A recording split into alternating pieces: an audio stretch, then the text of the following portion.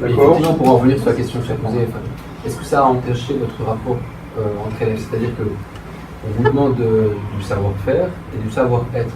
Quand vous avez dans un groupe, dans un îlot, des membres qui habituellement ne veulent pas régulièrement ne veulent pas travailler, comment vous réagissez avec lui au sein de la classe et en dehors de la classe? C'est-à-dire qu'est-ce que vous mélangez amitié et camaraderie ou tout simplement vous faites avec, c'est-à-dire que c'est un élève qui est à la fois votre ami, mais camarade qui ne travaille pas tellement, est-ce que vous allez vous engager davantage pour l'aider ou tout simplement vous allez prendre de la distance et peut-être que ça va peut-être également, comment dirais-je,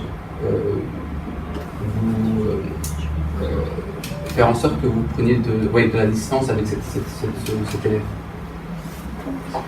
En fait, en général, quand un professeur nous dit de faire des groupes, faire un travail, en général, le premier réflexe, c'est de se mettre avec ses meilleurs amis. Sauf que du coup, comme les amis, ça ne regarde pas vraiment à propos des notes où il y a des gens qui sont amis avec des gens qui sont des gens assez forts en cours, qui sont amis avec des gens forts. Et du coup, après, forcément, si jamais c'est notre meilleur ami, on va commencer à s'aider et tout, sans regarder les résultats. Et puis forcément, après, si jamais les deux personnes sont amies, il n'y en aura pas une qui ne va rien faire. Et,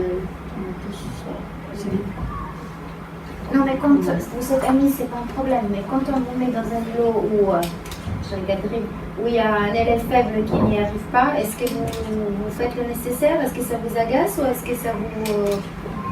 Comment vous prenez ça? En fait, si jamais ça, il y a plusieurs cas. Par exemple, il y a des élèves qui ne veulent pas travailler, mais qui essaient pas de s'intéresser. Mais il y en a qui n'arrivent pas vraiment à travailler, mais qui essaient de s'intéresser. Donc le premier cas, des fois, c'est un petit peu, c'est pas très gentil pour le reste du groupe.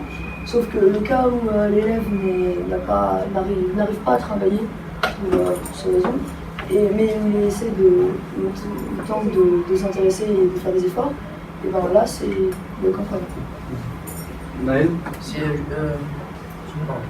juste, en fait, je suis juste le parallèle avec la classe normale, c'est que quand on est 2 par 2, en fait, si par exemple on aide un élève, et peut-être que l'autre personne va avoir marre d'aider cet élève.